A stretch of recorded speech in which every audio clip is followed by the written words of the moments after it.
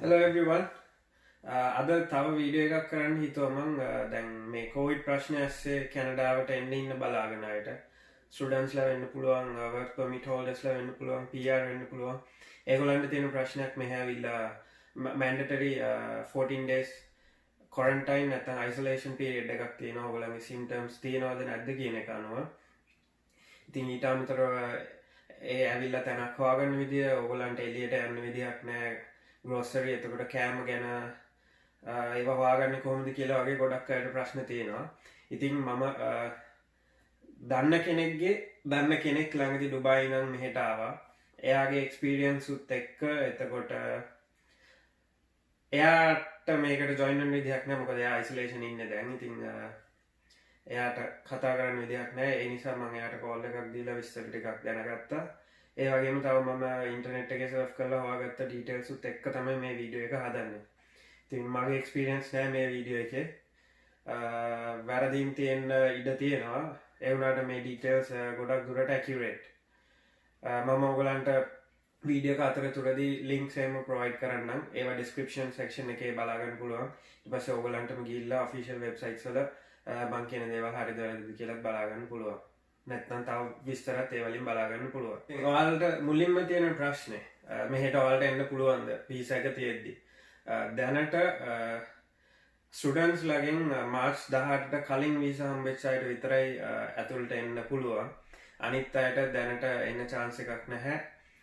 ඒගොල්ලන්ට online causes කරන්න පුළුවන්. ඔන්ලයින් කරලා කෝස් එකෙන් 50% දක්වා වුණත් ඔන්ලයින් කරන්න chance එක දීලා තිනවා. ඒකෙන් ඔයගොල්ලන්ගේ PGWP එකට එහෙම නැත්නම් post graduate work permit එකට effect එකක් වෙන්නේ නැහැ කියලා government එකෙන් කියලා තියෙනවා. ඊට අමතරව PR and work permit holders ලා ගැන මට හරියටම detail එකක් කියන්න බෑ. ඊට පස්සේ ඊළඟට තියෙන ප්‍රශ්නේ ඔයගොල්ලන්ට ලොකුම ඔයගොල්ලෝ කොහොමද තැනක් හොයාගන්නේ කියන එක. ඉතින් මම රිසර්ච් කරද්දි මට හම්බෙච්ච දේවල් වලින් ඔයගොල්ලන්ට දවස් 14 isolation ඉන්නත් ඕනේ. කන්ටැක්ට් එකක් තියෙන්න බෑ කාත් එක්කවත්. ඒ කියනවා තනියම ඉන්න ඕනවා. හිතන්නකෝ රූම් එකක් රෙන්ට් කරා කියලා ඒ රූම් එකේම ඔයාලට බාත්රූම් එකක් තියෙන්න ඕනේ. ඒ වගේ ඔයාලට වෙන කාත් එක්කවත් කන්ටැක්ට් එකක් තියෙන්න බෑ. ඉතින් ඔයාලගේ කසින්ලා හිටියත් සමහර වෙලාවට ඒගොල්ලෝ කැමති නොවෙන්නත් ඉඩ තියෙනවා. ඉතින් එහෙම තැනක් හොයාගන්න ඔයාලට දැනට තියෙන හොඳම ඔප්ෂන් එක Airbnb. ඉතින් මේක යූස් කරලා ඔයගොල්ලෝ පොඩ්ඩක් ස්ට්‍රගල් කරන්න වෙයි. පොඩ්ඩක් ඒ ඕනර්ස්ලා එක්ක මැසේජ් කරලා ඒගොල්ලෝ එක්ක කන්ටැක්ට් කරලා ඔයාලගේ ඇත්ත කියන්න. ඔයාලා මෙහෙම නිව්කම කෙනෙක් ඇවිල්ලා දවස් 14 අයිසොලේෂන් ඉන්න තමයි බලන්නේ. ඇත්ත විස්තරේ කියන්නේ. ඉතින් එයාලා හැමදේම ඕපන්ලි කියන්නේ. එතකොට එයාලා කැමති නම් ඒ විදිහට ඒ accommodation arrange කරගන්න. ඉතින් ඊට පස්සේ ඔයාලා මෙහෙට ආවට පස්සේ එයාපෝට් එකෙන් කෙලින්ම ඔයාලා යන්න ඕනේ ඒ ඔයාලා isolate වෙන්න select කරගත්ත location එකට. ඉතින් එතනට ගියාට පස්සේ ඔයාලට දවස් 14 යනකම් කිසිම හේතුවකට එළියට යන්න බෑ. කියලා තියෙන විදිහට emergency medical situation එකකදී වගේ ඇරෙන්න එළියට යන්න බෑ. grocery වලටවත් කෑම වලටවත් කිසිම දෙයකට. මෙහෙ කෑම ඩිලිවරි කරගන්න ඕගලන්ට Uber Eats, Skip the Dishes, එතකොට DoorDash වගේ apps පාවිච්චි කරන්න පුළුවන්. ඊට පස්සේ grocery items ගෙන්න ගන්න ඕන නම් ඔයගලන්ට මෙහෙ ටිකක් popular app එකක් තියෙනවා Instacart කියලා. ඒක ටිකක් හොඳ app එකක්. දවසින් ඒ කියන්නේ අද දවසේ order කරොත් අද දවසේම වගේ ඔයගලන්ට grocery items ගෙන්න ගන්න පුළුවන්කම තියෙනවා. ඉතින් ඒ app එක ඔයගොල්ලෝ පාවිච්චි කරන්න පුළුවන් groceries වලට. ඉතින් මට කියන්න ලොකු point එකක් තියෙනවා. ඔයගොල්ලෝ දැන් මේ වෙලාවේ එන්න plan කරනවා නම් වෙනදා වගේ නෙමෙයි අතේ වැඩිපුර සල්ලි ටිකක් ඔයගලන්ට අරන් එන්න වෙනවා. මොකද ජොබ් සිටුේෂන් එක ගැන කියන්න අමාරුයි. කොහොමද දන්නේ ඔයගොල්ලන්ට ජොබ් එකක් හොයාගන්න. ඉතින් වියදමට සල්ලි අරන් එන්න. ඊට අමතරව Airbnb රෙන්ට් කරනවා කියන්නේ දවස් 14කට එතන තව අමතර වියදමක්. ඔයගොල්ලන්ට එළියට ගිහින් කෑම ගන්න කරන්න බෑ. හැමදේම ඩිලිවරි තමයි දාන්නේ. ඉතින් ඒවත් එක්ස්ට්‍රා කොස්ට් එකක් ඔයගොල්ලන්ට. ඒ දේවල් ගැන හිතලා ඔයගොල්ලෝ ඩිසිෂන් එක ගන්න. අනිවාර්යෙන් සල්ලි වැඩිපුර අරන් එන්න වෙනවා ඔයගොල්ලන්ට මේ තියෙන සිටුේෂන් එකේදී. canada.ca කියන වෙබ්සයිට් එකේ ඔෆිෂියල් වෙබ්සයිට් එකේ මම ලින්ක් එක ප්‍රොවයිඩ් කරන්නම් ඩිස්ක්‍රිප්ෂන් සෙක්ෂන් එකේ. ඉතින් රටට ඇතුල් වෙන travelers with symptoms තියෙන අය mandatory isolation එකකට යන්න ඕනේ. ඊට අමතරව travelers without symptoms ඒගොල්ලෝ mandatory quarantine එකකට යන්න ඕනේ. ඉතින් terms දෙකක් පාවිච්චි වෙන්නේ. symptoms තියෙන අය mandatory isolation, without symptoms mandatory quarantine. ඒ දෙක මතක තියාගන්න. ඉතින් කැනඩා වලට land කරාට පස්සේ හරි කරන්න කලින් හරි සමහරට Play Store එකෙන් ඔයාලට මේ app එක download කරන්න බැරි වෙනවා. ලංකාවේදී මොකද Play Store එක කැනඩා වුණාට පස්සේ තමයි සමහරක් apps අපිට මේ download කරන්න පුළුවන් වෙන්නේ. මට එහෙම වුණා ආවලුත. ඉතින් ඔයාලගේ basic information provide කරන්න ඕනේ information form එකක් කරගෙන. මේ information form එකට access ඔයගලන්ට ගන්න පුළුවන් Arrive Can කියලා mobile app එකක් තියෙනවා. එහෙම නැත්නම් accessible web based form එකක් තියෙනවා. ඒ methods දෙකෙන් ඔයාලට ඒ form එක fill කරන්න පුළුවන්. නැත්තම් paper form එකක් ඔයාලට airport එකේදී නැත්තම් මම හිතන්නේ flight එකේදී airline service එකෙන් ඔයගලන්ට offer කරා. ඒක fill කරන්න ඕනේ. ඊට පස්සේ අනිවාර්යෙන් ඔයගොල්ලෝ screening එකකට යන්න ඕනේ border service officers ලාගෙන්. ඒ කියන්නේ ඔයාගේ symptoms තියෙනවද කොහොමද කියලා බලා ගන්න. ඊට පස්සේ ඒ දේවල් හරි ගියාට පස්සේ තමයි ඔයාලට ඇතුළට එන්න පුළුවන්. ඊට පස්සේ අනිත් immigration processes සාමාන්‍ය විදිහට තියෙනවා. ඉතින් ඔයගලන්ට SIM number එකක්වත් airport එකේදී SIM එකක්වත් ගන්න හම්බ වෙන්නේ නැහැ කියලා තමයි ආරංචිය. හැම දෙයක්ම වහලා නිසා. ඉතින් ඔයාලා රට ඇතුළට ආවයින් පස්සෙත් ඔයගලන්ට එළියට යන්න බෑ. SIM එක ගැන SIM එකක් ගන්න විදිහ ගැන ඔයගලන්ට මොකක් හරි plan එකක් හදා ගන්න වෙනවා. කාව හරි contact කරලා ඒ කියන්නේ ඔයාලා Airbnb එකට ගියාට පස්සේ ඒ ඕන එක කතා කරලා හරි එහෙම කරගත්ත අය ඉන්නවා. ඉතින් ඒ වගේම තමයි SIM number එක. ඉතින් SIM number එක නම් ඔයගලන්ට online ගන්න option එකක් දීලා තියෙනවා ගෙදරින් අම්ම form එකක් fill කරලා. ඉතින් ඒකටත් address එකක් ඔයගොල්ලෝ දාන්න ඕනේ. ඉතින් මේ තියෙන තත්ත්වෙත් එක්ක හිතන්න ඔයගොල්ලෝ online apply කරලා Airbnb එකේ address එක ඒ SIM form එකට දැම්මා කියලා. එතකොට දවස් 14න් එතනින් යනවා. ඒ ගියාට පස්සේ නිකන් හරි ඒ SIM document එක ඔයාලට postal services මගින් එහෙට આવොත් එතනත් ප්‍රශ්නයක්. ඉතින් ඔයාලගේ කවුරු හරි කසින් කෙනෙක් කවුරු හරි මෙහෙ ඉන්නවනම් කියන්නේ permanent address එකක එයාලගේ address එක දාලා ඒ form එක upload කරන්න. මං හිතන්නේ මං කියන දේ ඔයාලට තේරෙනවනේ. එතකොට ඒ document එක safe. මොකද අතෙන්ට ගියොත් ඔයාලා නැති වෙන්න පුළුවන් සමහර විට ඒක එද්දී. එහෙම කල් නොයන්නත් පුළුවන්. මම කියන්නේ safe side එක ගැන හිතලා. ඉතින් SIM එක ගැන ඔයගොල්ලන්ට විදියක් බලා ගන්න වෙනවා. මට ඒ ගැන මුකුත්ම හොයාගන්න බැරි වුණා. ඉතින් ඔයාලා එයාපෝට් එකේ වැඩ ටික ඉවර වුණාට පස්සේ එයාපෝට් එකෙන් කෙලින්ම ඔයාලට යන්න පුළුවන් ඔයාලා නැවතිලා ඉන්න තැනට තමයි.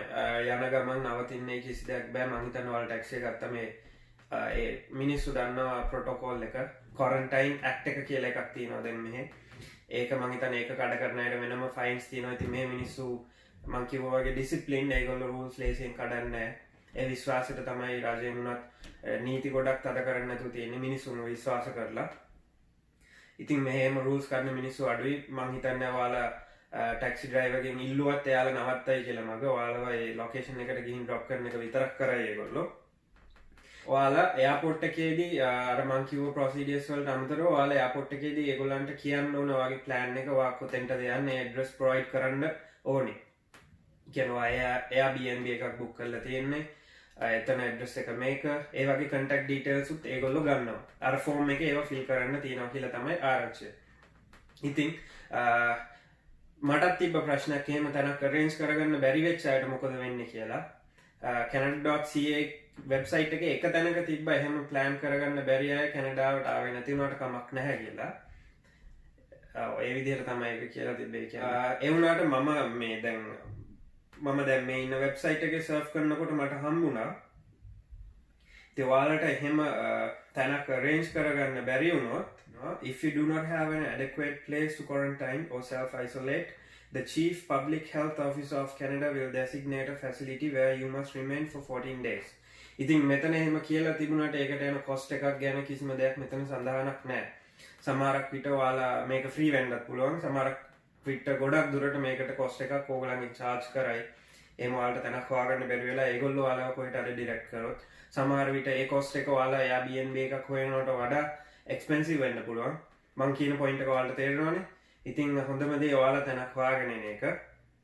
බැරිම වුණොත් මේ option එකත් ඕගොල්ලන්ට තියෙනවා. ඉතින් මේ කියලා තියෙන දේවල් ඕගොල්ලෝ follow කරේ නැත්නම් ඕගොල්ලන්ට මූුණ පාන වෙන කන්සිකුවන්සස් තමයි 6 months in prison එහෙම නැත්තං $7,50,000 ෆයින් එකක්. ඒ වගේම කවරුවරි මේ සොසයිට එකට තර්ජනයක් වෙනවනම් ලෙඩේ තියනවා කියලා දැන එයාලට ඩොලර් මිලියන එක ෆයින් එකක්. ඒ වගේම ප්‍රිසන් සෙන්ටන්ස් එකක් 3 years වෙනකම්. එහෙම නැත්තම් ඒ දෙකටම ෆේස් කරන්න වෙනවා. මේ සයිට් එකේම තියෙනවා exemptions to travel restrictions. ඒ කියන්නේ මම මාර්ච් 18ට කලින් වීසා හම්බෙච්ච ස්ටුඩන්ට්ස්ලාට විතරයි දැන්ට එන්න පුළුවන් කියලා මම කිව්වේ ස්ටුඩන්ට්ස්ලා විදියට වීසා තියෙන අයගෙන්. ඒ වගේ ඒ කන්ඩිෂන්ස් වලින් exempt වෙන. ඒ කියන්නේ ඒ කන්ඩිෂන්ස් බලපවත්වන්න නැති අය ගැනත් මේ සයිට් එකේ විස්තර තියෙනවා. මම ඒවා ඉන් ඩීටේල් කියන්න යන්නේ නැහැ. මම ලින්ක් එක අටැච් කරනවා. ඒකෙන් ඔයගලන්ට ඒක බලා ගන්න පුළුවන්. ඔයගලන්ගේ වීසා එකට අදාළව. ඔයාලට මේ දවස් 14 ඇතුළත සිම්ප්ටම්ස් ආවොත් hopefully එහෙම වෙන්නේ නැති වෙයි කියලා අපි ප්‍රාර්ථනා කරමු කාටවත්. අනිවාර්යෙන් isolate කරන්න ඕනේ ඔයාලව අනිත් අයගෙන්.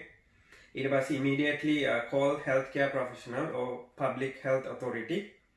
ඔයාලගේ එහෙම call කරලා ඔයාලගේ symptoms describe කරන්න, travel history එක describe කරන්න. ඊට පස්සේ ඒගොල්ලන්ගේ instructions follow කරන්න. ඔයාලගේ symptoms appear වෙච්ච දවස් ඉඳන් ආපහු දවස් 14ක් ඕගොල්ලෝ quarantine එහෙම නැත්නම් isolate වෙන්න ඕනේ. ඉතින් ඔය දේවල් තමයි වැදගත්ම. ඉතින් PR එන අය දන්නවා මෙහෙට ඔයගොල්ලෝ ආවලුත් ඔයගොල්ලන්ට health card එක සාමාන්‍යයෙන් හම්බුනේ නැහැ. මාස 3ක් ඉන්න ඕනේ. ඉතින් සමහර අය මාස 3ට private insurance දාගන්නවා.